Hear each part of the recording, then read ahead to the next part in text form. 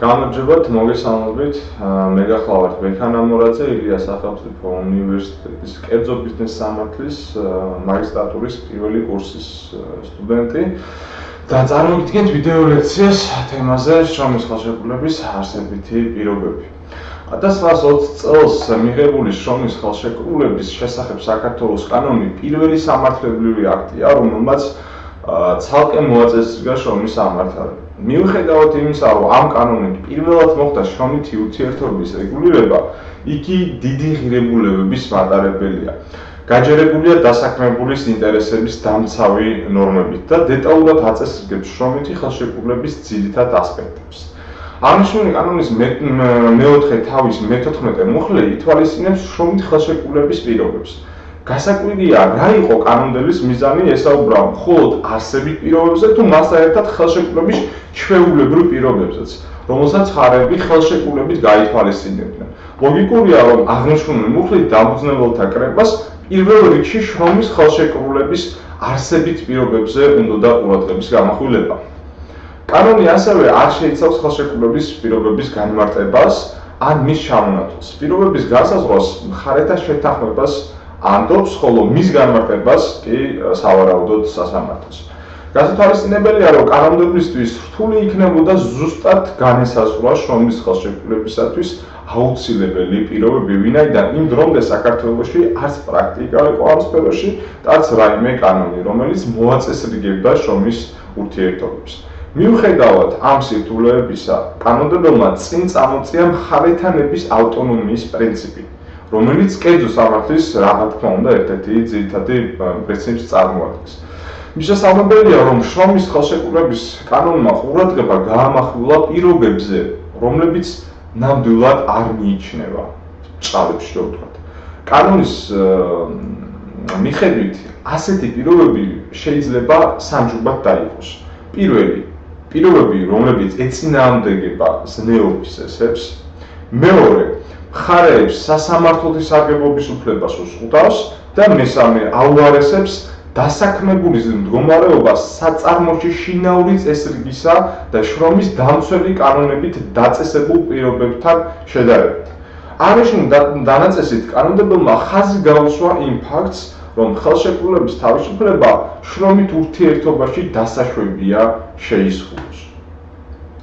ზნეობის ნორმების დაცვა დღევანდელი კერძო სამართლისთვისაც კი ერთ-ერთი ძირითადი ამოცანაა. ამ დანაწესით შრომის ხელშეკრულების კანონმა ხაზი გაუსვა იმ ფაქტს, რომ შრომის სამართალი წარმოადგენს სამოქალაქო სამართლის ერთ-ერთ ნაწილს. რაც შეეხება სასამართლოთი სარგებლობის უფლებას, იგი დღეს მოქმედი კონსტიტუციითაა აღიარებული ადამიანის ძირითადი უფლებაა და ამის გათვალისწინება 1920 წელს დადებითად უნდა შეფასდეს ნამდვილად.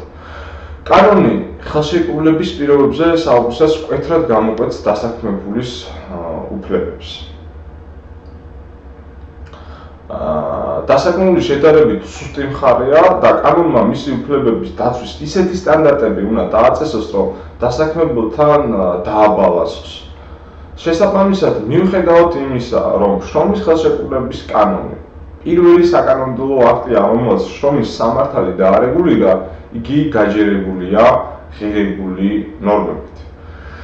ხელისუფლებაში მომხდარი ცვლილებებმა განაპირობა კანონმდებლობის შეცვლაც და 1973 წლიდან ახალი საბჭოთა შრომის კოდექსის მიღება. მიუხედავად იმისა, რომ კანონმდებლობის ცვლილება ზოგადად ხარვეზების გამოსწორების მიზნით ხდება, ამ შემთხვევაში იგივე ის თქმა ნამდვილად გაგვიჭირდება. საბჭოთა შრომის კანონის კოდექსის მე-6 მუხლი ეხება შრომითი ხელშეკრულების პირობების პასუხობას. აღნიშნული მუხლი უნდა ვივარაუდოთ, რომ გულისხმობს ნებისმიერ პირობას, რომელიც ხელშეკრულებაში შეიძლება იყოს გათვალისწინებული. ამ მუხლის მიხედვით ბათილია პირობა, რომელიც დასაქმებულის მდგომარეობას კოდექსთან შედარებით აუარესებს. ეს დანაწესი ერთის მხრივ ხაზს უსვამს კანონსაწინააღმდეგო შეთანხმების ბათილობას და მეორეს მხრივ იცავს დასაქმებულის ინტერესებს. აღნიშნული დადებითად უნდა შეფასდეს, თუმცა კითხვის ნიშნის ქვეშაა, რა მომენტიდან შეიძლება მოხდეს ხელშეკრულების პირობების ბათილობა. ასევე იწევს თუ რა იწვევს თუ არა ერთი პირობის ბათილობა თლიანად ხელშეკრულების ბათილობას.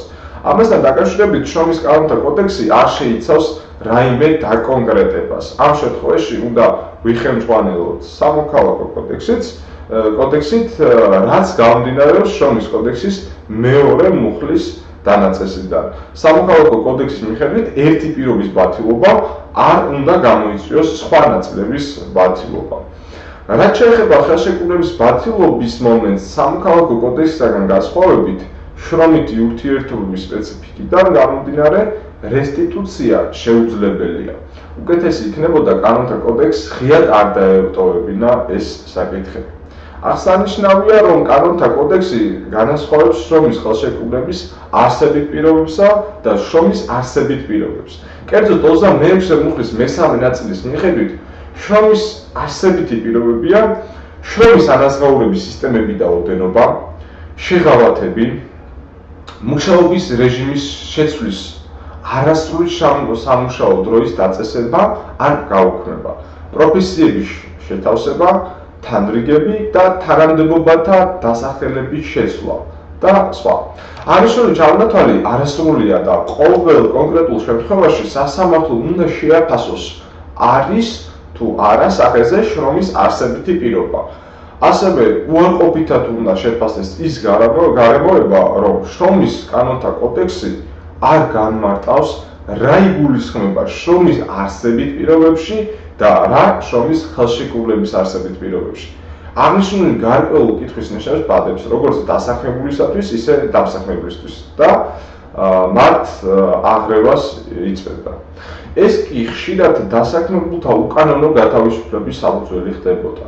საბოლოოდ უზენაესმა სასამართლომ გამიჯნა ერთმანეთისგან, რომლის მიხედვითაც შრომის პირობები წარმოადგენს ზოგადი უფლებების ერთობლიობას, რომელიც საერთაშორისო და ეროვნული კანონმდებლობითაა დაცული და მხარეთა შეთანხმებას არ საჭიროებს.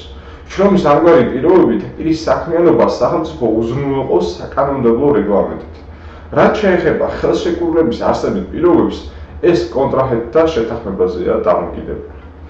უზენაესი სასამართლოს ამ განმარტებით ხაზი გაისვა იმ ფაქტს, რომ შრომის არსებითი პირობები კანონმდებლობით გათვალისწინებულია და დაცული პირობებია, ხოლო ხელშეკრულების არსებითი პირობები კი მხარეთა მიერ განსაზღვრული პირობებია.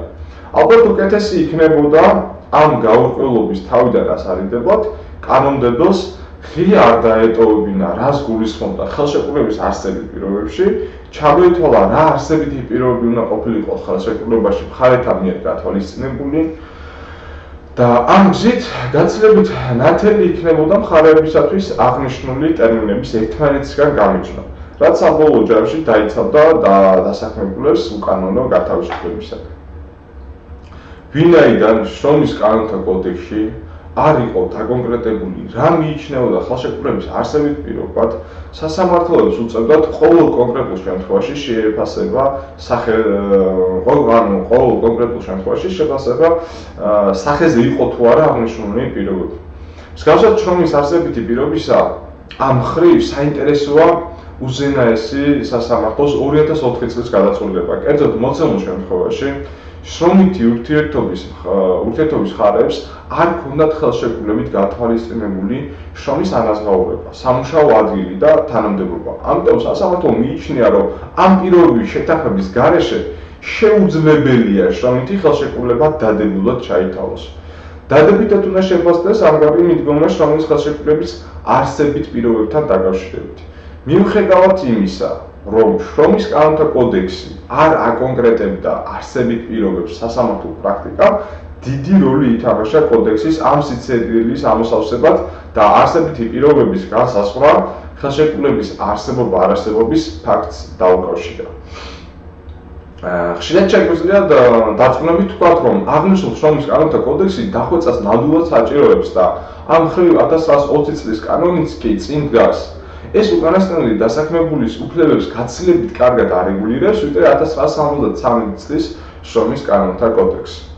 1997 წელს შრომის კანონთა კოდექსში შეტანილი მნიშვნელოვანი ცვლილებების მიუხედავად მაშინ მაინც მრავლად არის შრომის სამართლისადმი საბჭოური მიდგომის მახასიათებლები.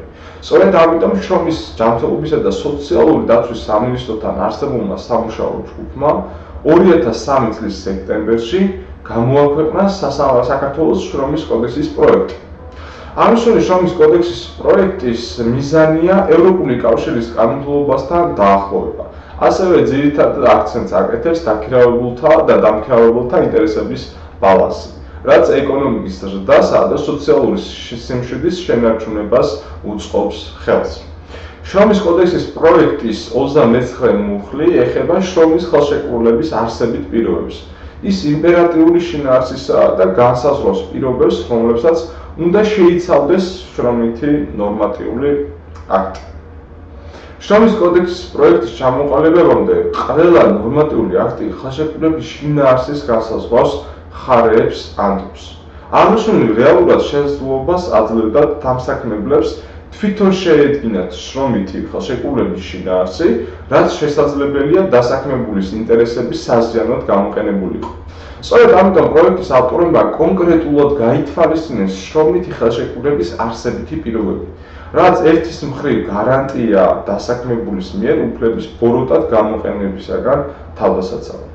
არსებითი პირობების დაკონკრეტებით კოდექსის პროექტმა ნათელი გახადა რა არის შრომითი ხელშეკრულებისათვის აუცილებლად გასათვალისწინებელი პირობები, ასევე როგორც დასაქმებულისათვის, ისე დამსაქმებლისთვისაც გასაგები გახდა თავიანთი უფლება მოვალეობები.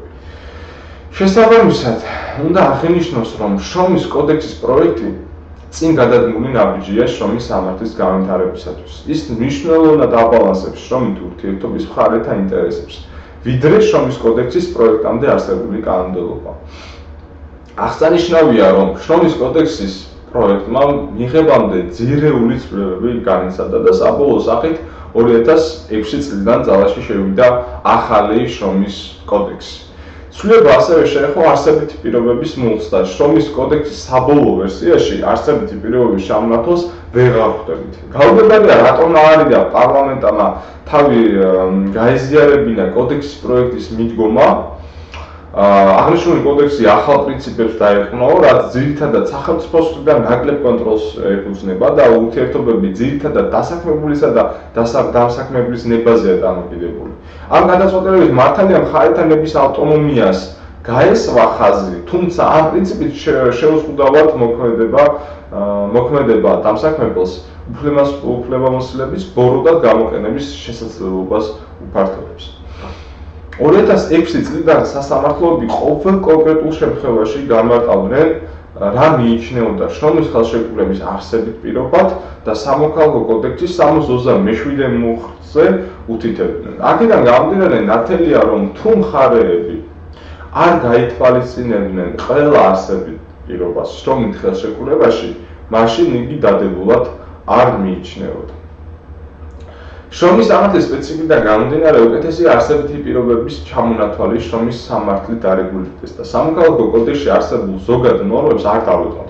მართალია, იშვიათად ხვდებით განვითარებულ ქვეყნებში შრომითი ხელშეკრულების არსებითი პირობების დაკონკრეტებას, მაგრამ ეს ხელს შეუწყობს დასაქმებულის უფლებების დაცვას. ასევე ეს იქნება ერთგვარი განმარტებისა და დასაქმებულის ინტერესების მინიმალური დაცვის გარანტი. მიუხედავად იმისა, რომ არსებითი პირობების გამონათვალზე საერთოდ უარი თქვა კანონმდებელმა, არსებითი პირობების შეცვლაზე ნაწილობრივ გაიზიარა პროექტის მიდგომა. პროექტის მიხედვით ყურადღება გამახვილდა დაქირავებულის თანხმობაზე, მაშინ, როდესაც მიღებულმა კოდექსმა მხარეთა ურთიერთშეთანხმების დაუკავშირა შრომითი ხელშეკრულების პირობების შეცვლა. აღსანიშნავია, რომ პროექტი გაცილებით მეტად უსვავს ხაზს დასაქმებულის ინტერესებს არსებითი პირობების შეცვლის დროს, ვიდრე კოდექსი. ხაზგასმელია ასევე, რომ კანონმდებელმა არა მხოლოდ მუხლის შინაარსი არ გაიზიარა პროექტის, არამედ ტერმინიც კი შეცვალა და არსებითი პირობების ნაცვლად შრომის ხელშეკრულების პირობები გამოიყენა. პარლამენტს არ გაუთვალისწინებია შრომის კოდექსის კანონპროექტის არა მხოლოდ არსებითი პირობებთან დაკავშირებული მიდგომა, თითქმის არც ერთი დებულება. ამის შრომა შეიძლება გამართლებული ყოფილიყო იმ შემთხვევისათვის, თუ მიღებული კოდექსი უკეთესად დაარეგულირებდა პროექტის დებულებებს. რაზეც ჩვენ შემთხვევაში ნამდვილად ვერ ვიტყვით. მიუხედავად იმისა, რომ შრომის კოდექსის მიღება მიზნად ისახავდა დასაქმებულის უფლებების დაცვას ლიბერალური მიდგომით, დარწმუნებით შეგვიძლია ვთქვათ, რომ შედეგი საწინააღმდეგო აღმოჩნდა. ასევე უარყოფითად უნდა შეფასდეს კანონპროექტის დებულებების უგულოყოფა, რადგანაც ეს უკანასკნელი გაცილებით პასუხობდა შრომის სამართლის მიზნებს, ვიდრე მიღებული კოდექსი. გასათვალისწინებელია, რომ 2010 წლის ბოლოს საქართველოში განხორციელებულმა საკონსტიტუციო რეფორმამ განაპირობა კოდექსის სტატუსის შეცვლა და შრომის კოდექსმა ორგანული კანონის სახე მიიღო. თუმცა ხელშეკრულების არსებით პირობების კუთხით კოდექსში არაფერი, კანონში არაფერი შეცვლა. აქვე რამოდენიმე წუთით მინდა აღვნიშნო, რომ 2013 წლის ცვლილებების განხორციელებამდე შემუშავებული ორივე პროექტი ითვალისწინებდა არსებითი პირობების ჩამონათვალის გაკეთებას. თუმცა პირველი პროექტი არსებით პირობად არ მიიჩნევდა ზეგანაკვეთური სამუშაოს ანაზღაურებას, განსხვავებით მეორე პროექტისაგან. ზეგანაკვეთური სამუშაოს ანაზღაურების არსებით პირობად აღიარება ემსახურება დასაქმებულის უფლებების დაცვას. ამ მხრივ მეტი ღირებულების მატარებელია ბოლო პროექტი და მისასალმებელია, რომ მიღებული ცვლილებებითაც ზეგანაკვეთური სამუშაოს ანაზღაურება ერთ-ერთ არსებით პირობად იქნა აღიარებული. აღსანიშნავია, რომ 2013 წლის ცვლილებების განმარტებითი ბარათით არსებით პირობებთან დაკავშირებით არ გვაძლევს პასუხს თუ რა განაპირობა არსებითი პირობების დაკონკრეტების აუცილებლობა. მხოლოდ იმას უსვამს ხაზს, რომ აღნიშნული შრომის სამართალში ნოვაციაა და ამ საკითხთან დაკავშირებით შესული ცვლილებები დასაქმებულებს აიძულებთ კოდექსით გათვალისწინებული არსებითი პირობები ხელშეკრულებაში გაითვალისწინონ. აღნიშნული განმარტება საკმაოდ ზოგადი და თითქმის არაფრის თქმელია. საბოლოოდ ხელშეკრულების არსებითი პირობებთან დაკავშირებით სხვადასხვა პერიოდის შრომის სამართლის გაანალიზების შემდეგ დასკვნის სახით შეიძლება აღნიშნოს, რომ შრომის სამართლის მიდგომა ხელშეკრულების არსებით პირობებთან დაკავშირებით მნიშვნელოვნად გასხვავდებოდა. ანალიზმა ნათლად აჩვენა, რომ შრომის სამართალი დროთა განმავლობაში დიდად არ ვითარდებოდა, ზოგჯერ პირიქით ძველი რეგულირება უფრო უკეთესი იყო ვიდრე ახალი. აღნიშნულის ნათელი მაგალითი 1920 წლის კანონის შრომის ხელშეკრულების შესახებ და შრომის კანონთა კოდექსი. ასევე შრომის კოდექსის პროექტი გაცილებით უკეთესად არეგულირებდა შრომის ხელშეკრულების არსებით პირობებს, ვიდრე 2006 წელს მიღებული კოდექსი. შრომითი ხელშეკრულების არსებით პირობებთან დაკავშირებული ნორმები თუ არ ჩავთვლით შრომის კოდექსის პროექტს, ზოგადი ხასიათის იყო. აღნიშნული გარკვეულ გაუგებრობასაც ქმნიდა, როგორც დასაქმებულთათვის, ისე დამსაქმებულთათვის. კანონმდებელი აშკარად გაურბოდა შრომითი ხელშეკრულების არსებითი პირობების დაკონკრეტებას, რის შედეგიც დასაქმებულთა უკანონო გათავისუფლება კი შეიძლება ყოფილიყო. ზოგადი ნორმები ერთის მხრივ დასაქმებულებს მრავალმხრივ ლაბირების საშუალებას აძლევდათ, რაც რეალურად შეიძლება თავიანთ სასიკეთოდ ბოლოტად გამოიყენებიდან. თუმცა მეორესთვის შეიძლება მათთვის შეცდომაში შეყვანიც კი ყოფილიყო. სასამართლო გადაწყვეტილებების შრომის ხელშეკრულების არსებითი პირობების გასაზღვარში დიდი როლი აქვს. სასამართლოები ყოველ კონკრეტულ შემთხვევაში აფასებდნენ, იყო თუ არა სახეზე არსებითი პირობები და პასუხს სცემდნენ იმ მრავალ კითხვას, რომელსაც კანონმდებლობა პასუხ გაუწევს ტოვებდა. თუმცა კანონმდებლობის ხარვეზები სასამართლო პრაქტიკაზეც აისახა, რაც არაერთგვაროვან განმარტებებში გამოვლინდა. სასამართლო პრაქტიკამ დაადგინა, რომ შრომითი ხელშეკრულების არსებითი პირობები განსაზღვრავს ხელშეკრულების არსებობას. განსხვავებით 2013 წლის ცვლილებებისაგან, რომელთა მიხედვითაც ხელშეკრულება დადებულად მიიჩნევა, მიუხედავად იმისა, შეთანხმდნენ თუ არა მხარეები ყველა არსებით პირობას. სასამართლოდ შეგვიძლია ვთქვათ, რომ დასაქმებულთა ინტერესების მინიმალური დაცვისათვის აუცილებელია შრომითი კანონმდებლობა აკონკრეტებდეს შრომის ხელშეკრულების არსებით პირობებს. ეს გარანტია იქნება ნორმის ერთგვაროვანი განმარტებისა და შრომითი ურთიერთობის მხარეთა უფლებების დაბალანსებისათვის. შრომითი ხელშეკრულების არსებითი პირობების სპეციალურ კანონმდებლობაში რეგულირებით ცხადი გახდება როგორც დასაქმებულისათვის, ისე დამსაქმებულისათვისაც, რა შინაარსეს უნდა იყოს შრომითი ხელშეკრულება, ასევე სასამართლოსაც თვითონ აღარ მოუწევთ შეაფასონ არსებითი პირობების არსებობა. მხოლოდ ფაქტს გადაამოწმებენ კანონით გათვალისწინებული არსებითი პირობა მხარებმა გაითვალისწინეს თუ არა. დიდი მადლობა ყურადღებისათვის.